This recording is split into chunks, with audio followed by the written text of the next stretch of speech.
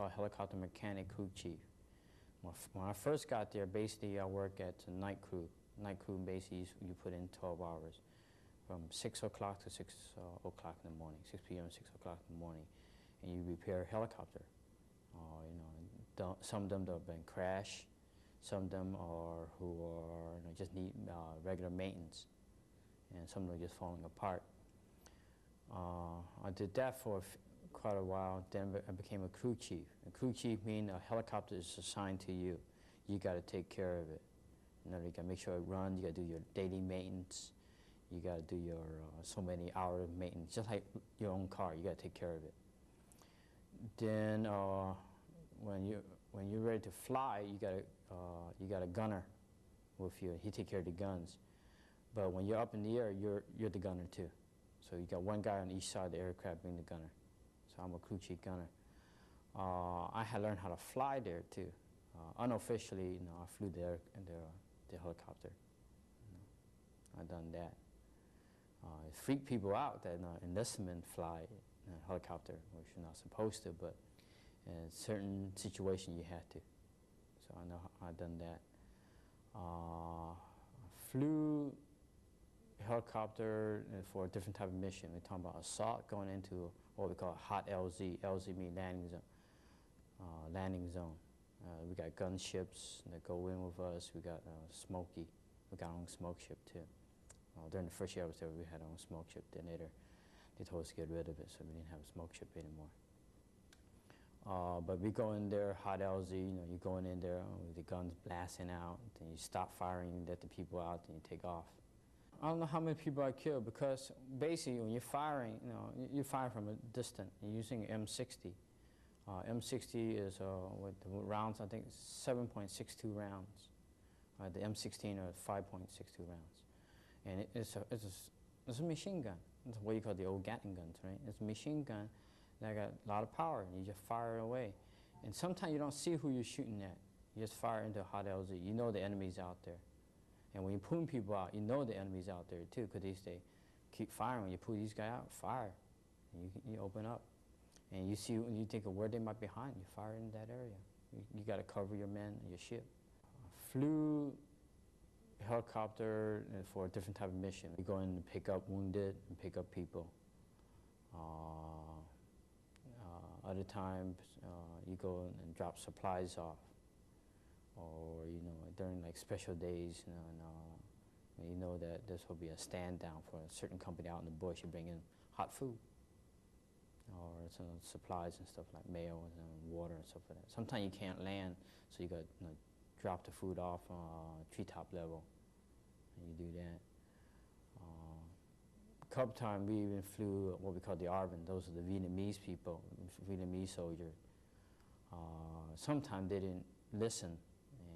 And so they thought I was just a regular American. They didn't listen, so I took off my visor, raised up the visor, and I look in their eyes, and look at me. They trying to figure who I was, because see the Asian feature.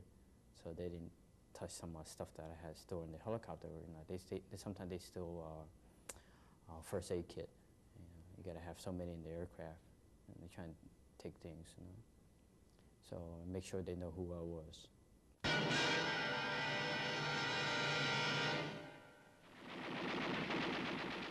The Battle of Dak To, one of the war's longest and most bitter campaigns, inflicts heavy damage on the American base there. I went to Vietnam. That was my first big story.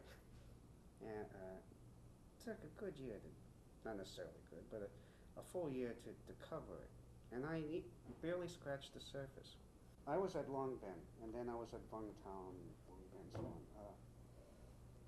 The guys back in the base camp were known as REMPs. Rear echelon motherfuckers. And those out in the field were LRPs, long range patrol, long river range patrol. But I wasn't really a REMP, because I would have to go out in the field, quote unquote, and do my stories, interview people and so on. Let's see, let's take a particular morning.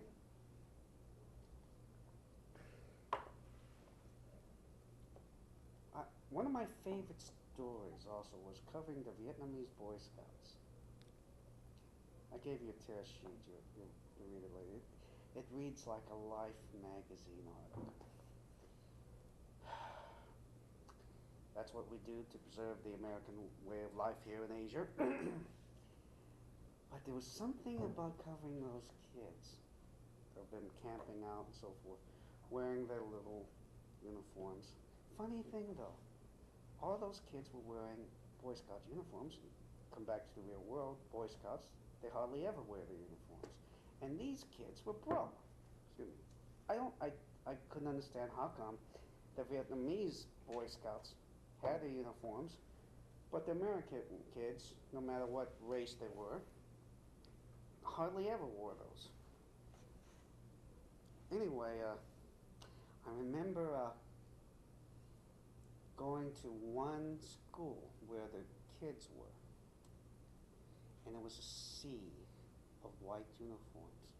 It was like a movie, and here I was with my fatigues, and we covered the story of what the kids were doing on their little outing, going camping and so forth. Now think about that. Going camping in Vietnam. There was something not only ironic, but in an odd way twisted about going camping in Vietnam, in a war zone.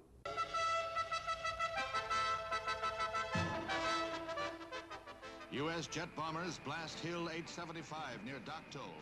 There was this lieutenant who became a captain, Sam Malin. And Sam, wherever you are, where are you? I haven't heard from you in 20 years. We reached the top of the hill. I was riding shotgun for a story, and someone started shooting at me. I could see and feel and hear the bullets flying past me.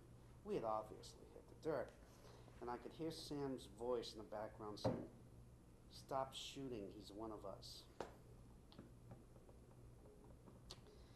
Another time, there was this other lieutenant. Funny, I don't remember his name, but I remember what he looks like. And if I ever see him, he and I are going to have a chat. He was one racist, honky motherfucker. He gave me all sorts of grief. He gave a lot of people grief, but he particularly targeted me because I was Asian. So he and I went out on another convoy, but it was Mike boats. Lemur, Charlie, Mike, landing craft mechanized. Those boats with the flaps comes down, hit the dirt, go through the beach, just like John Wayne did. Anyway, we were on this convoy in the middle of nowhere in this river.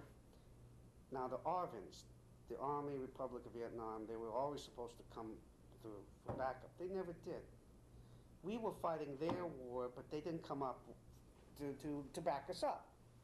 It always bothered us that we had M14s and those idiots got M16s and they were shooting them in the air like Mattel toys. And eventually, of course, we got our M16s. But the ARVNs got all that stuff, and they were toys. They really didn't take their war seriously because the Americans were fighting it for them. Anyway, this lieutenant, I just got my fill of his racism. So here we were in the middle of nowhere.